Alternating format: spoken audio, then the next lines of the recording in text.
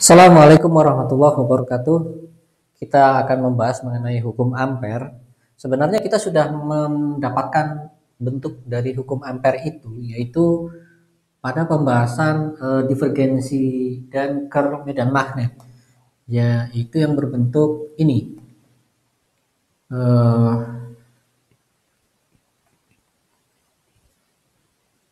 Curl B sama dengan mu 0 J. Ya, inilah hukum ampere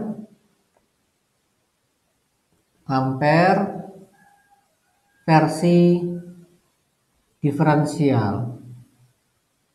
Nah, kita akan tampilkan versi integralnya. Caranya bagaimana? Kita integralkan saja ini. Ya, integral meliputi volume, meliputi permukaan. Begini. Maka coba yang ini ya, ini kita integralkan meliputi permukaan.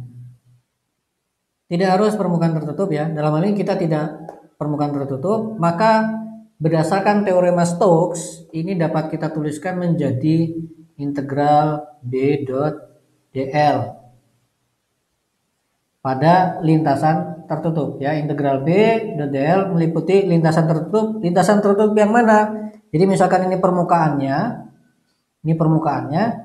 maka lintasan tertutupnya adalah lintasan yang membatasi dari permukaan ini. Katakanlah permukaannya permukaan S, maka lintasan tertutupnya adalah kita simpulkan seperti ini. Nah, jadi ini berdasarkan teorema Stokes. Teorema Stokes ya. Pakai S ya sepertinya ya. Kemudian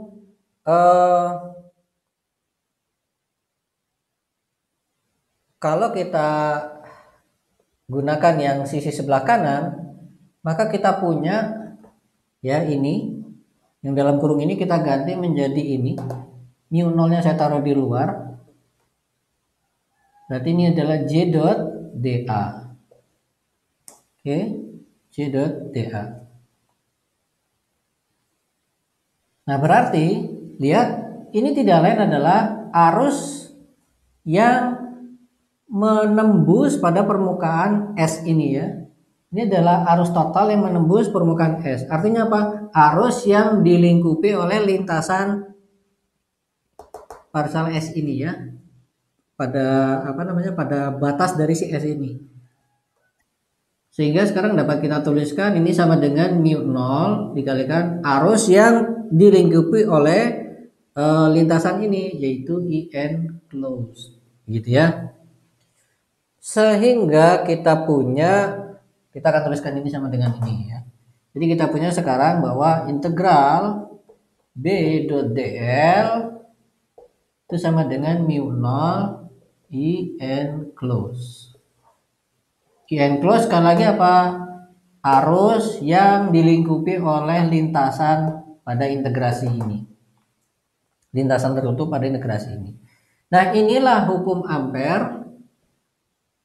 Ya, inilah hukum ampere versi integral.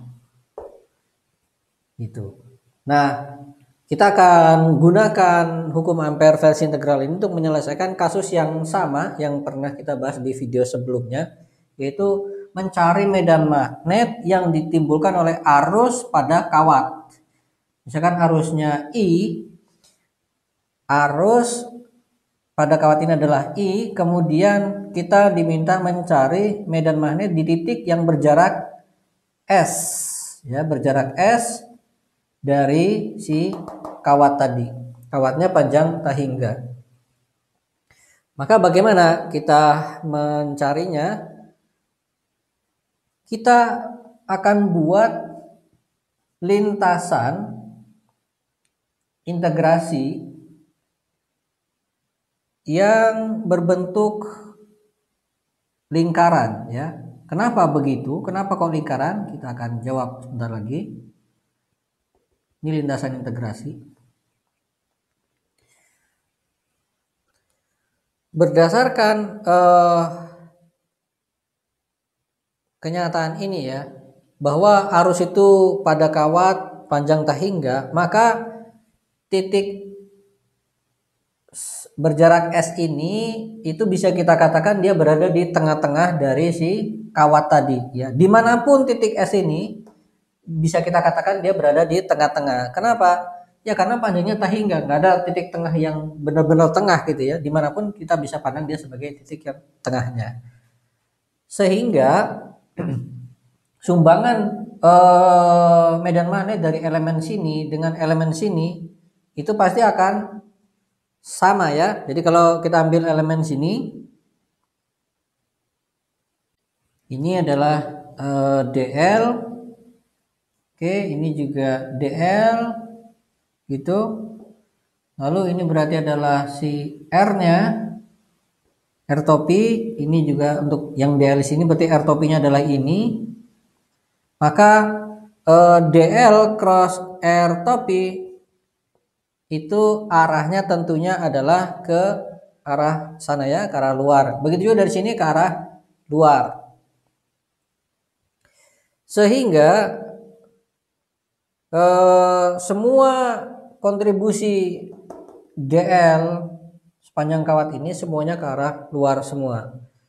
Nah, maka secara arah dia jelas ke arah luar di titik manapun di atas kawat ini ya.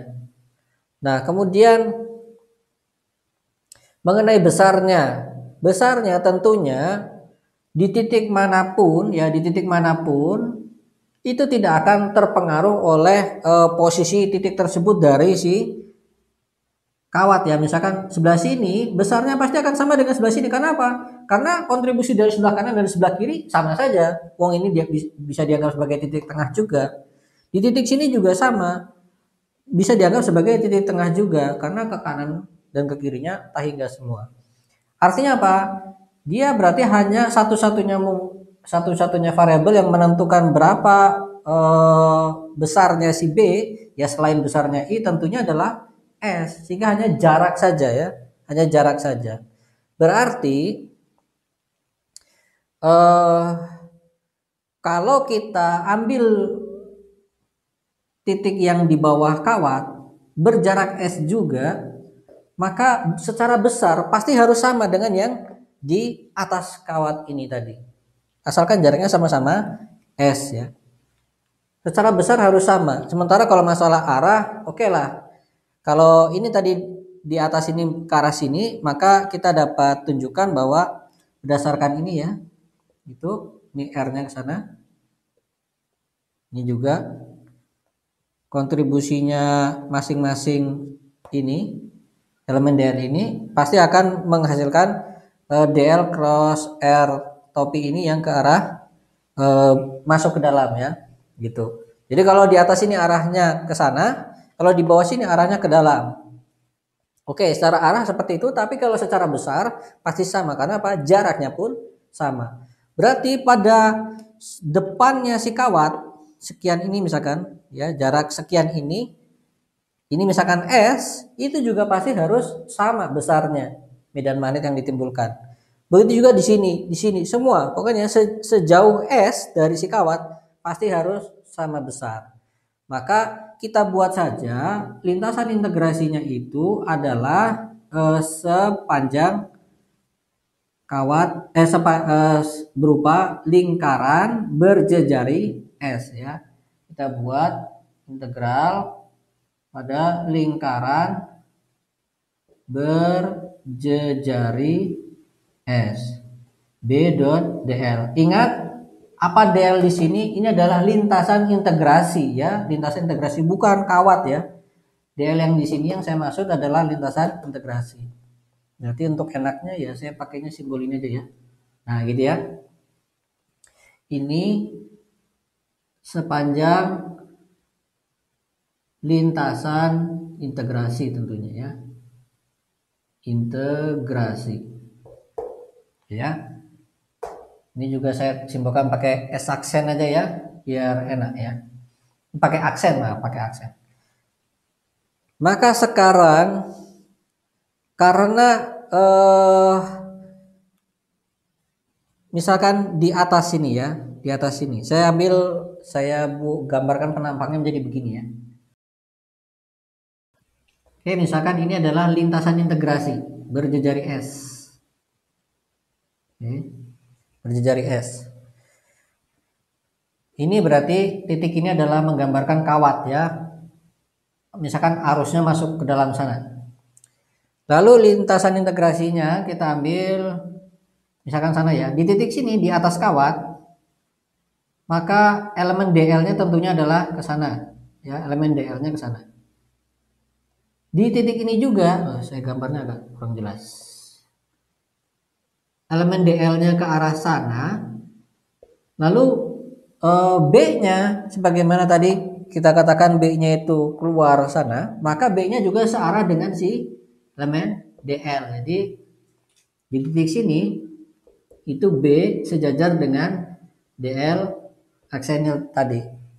Di bawah DL-nya ke sana, B-nya juga sejajar juga, ya sama.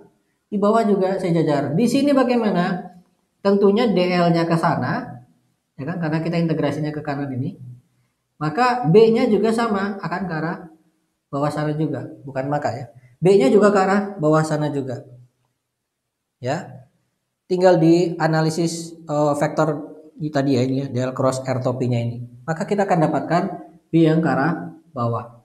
Sehingga dimanapun sepanjang titik pada lintasan ini kita dapatkan bahwa B itu sejajar dengan DL. Berarti kalau kita dapat tuliskan, sekarang kita dapat tuliskan bahwa B ini sama dengan integral ini sama dengan besarnya B bisa kita keluarkan dari integral. Karena apa? Karena besarnya B sama sepanjang lintasan berjejari S ini. Ya, lintasan lingkaran berjejari S ini. Besarnya sama, maka bisa kita keluarkan. Lalu vektor satuannya sejajar dengan vektor satuannya DL. Katakanlah ini adalah B topi dot DL. Lalu saya akan tuliskan begini ya, DL aksen topi. Nah, begitu ya. B topi dot DL topi itu karena sejajar maka nilainya 1. Berarti saya punya sekarang B integral DL aksen. Berarti tersisanya integral lintasan mengelilingi lingkaran berjejari S yang tidak lain adalah keliling lingkaran berjejari S. Sehingga kita punya B kalikan 2 pi S. Inilah integral ini. Menurut hukum Ampere versi integral itu harus sama dengan mu 0 I enclosed. Padahal I enclosed yang atau arus yang terlingkupi oleh loop ini, oleh lintasan integrasi ini, yaitu I itu sendiri ya, I total tadi itu. Berarti sama dengan mu 0 I. Maka dari sini kita bisa tuliskan sekarang bahwa B itu sama dengan mu 0 I per 2 pi S. Ini besarnya B ya, tinggal dikasih vektor satuannya sesuai dengan titik yang dimaksud. Begitu. Jadi apa yang kita dapatkan ini sama dengan apa yang sudah kita peroleh sebelumnya. Secara perhitungan ini jauh lebih ringkas ya, jauh lebih ringkas asalkan kita tepat dalam mengeluarkan argumen. Nah, sebenarnya hukum Ampere ini, versi integral ini, kedudukannya bisa kita anggap sama seperti teorema divergensi atau hukum Gauss ya di permasalahan medan listrik. Hukum Gauss itu sebagaimana pernah disebutkan pada video pembahasan hukum Gauss tadi, di situ dikatakan bahwa hukum Gauss itu merupakan senjata yang cukup ampuh asalkan kita bisa menggunakan dengan cara yang tepat. Itu apa? Kita pilih permukaan Gauss yang tepat. Nah, hukum Ampere ini juga akan menjadi senjata yang ampuh bagi kita untuk menghitung medan magnet yang ditimbulkan oleh suatu arus asalkan kita tepat dalam memilih lintasan integrasinya tadi itu. Nah, lintasannya itu kita sebut sebagai kalau di hukum Gauss itu integralnya permukaan, kita sebut sebagai permukaan Gauss, maka lintasannya kita sebut sebagai loop Amperian. Loop Amperian ya. Kita sebut begitu ya. Loop karena lintasannya harus tertutup ya. Jadi loop Amperian. Jadi kita pilih loop Amperian yang tepat, maka hukum Ampere versi integral ini akan menjadi senjata yang sangat ampuh sekali, sangat memudahkan kita untuk menyelesaikan problem perhitungan medan magnet. Sekali lagi, tidak setiap problem dapat diselesaikan dengan mudah menggunakan hukum Ampere versi integral. Karena apa? Karena bisa jadi memang problem tersebut tidak memiliki simetri tertentu sehingga kita sulit untuk menentukan loop Amperian yang tepat. Jadi tidak setiap problem ada loop Amperian yang tepat, gitu ya. Tapi kalau ada loop Amperian yang tepat dan kita bisa menemukan loop Amperian yang tepat tadi, maka permasalahan menjadi sederhana. Kira-kira seperti itu ya. Saya ulangi. Kita mulai dari secara umum dulu. Secara umum suatu problem pencarian medan magnet yang ditimbulkan oleh arus itu bisa mudah, bisa tidak. Bisa secara mudah diselesaikan, bisa tidak. Maksud saya secara mudah apa? Kita bisa gunakan hukum Ampere. Nah, tetapi itu baru sekedar dikatakan bisa mudah ya. Bisa mudah diselesaikan. Sekarang tergantung orangnya. Apakah orangnya mampu menemukan loop Amperiannya yang tepat? Kalau mampu, ya berarti bisa diselesaikan dengan mudah. Benar, bisa diselesaikan dengan mudah. Tapi kalau orangnya tidak mampu menemukan loop Ampere yang tepat, permasalahannya akan menjadi rumit juga tetap. Ya. Jadi itu untuk contoh-contoh lain mungkin perlu kita bahas dalam video yang lain terpisah dari ini agar bisa lebih konsentrasi. Yang perlu kita pahamkan di sini yaitu apa yang disebut sebagai hukum Ampere, yaitu pertama yang ini versi diferensial yang setara dengan ungkapan yang untuk versi integralnya ini. Jadi Anda boleh tuliskan hukum Ampere itu yang ini ataupun yang ini, sama saja ya. Karena ini berkonsekuensi ini juga berkonsekuensi yang ini. Tergantung nanti mana yang memudahkan Anda dalam perhitungan. Kemudian hukum Ampere versi integral ini kedudukannya seperti hukum Gauss dalam pembahasan medan listrik. Yaitu dapat kita gunakan untuk mempermudah perhitungan kita asalkan satu, memang problemnya bisa diselesaikan secara mudah dengan hukum Ampere. Kalau memang bisa, sekali lagi, kitanya harus bisa menentukan loop Amperian yang tepat. Gitu. Lalu sebagaimana? Adakah patokan-patokannya? Ya, pertama kita mengenali simetrinya, yang kedua simetri dari permasalahan yang dihadapi. Yang kedua juga memang butuh pengalaman, jadi butuh jam terbang. Oke, untuk pembahasan ini saya cukupkan sampai di sini. Terima kasih. Assalamualaikum warahmatullahi wabarakatuh.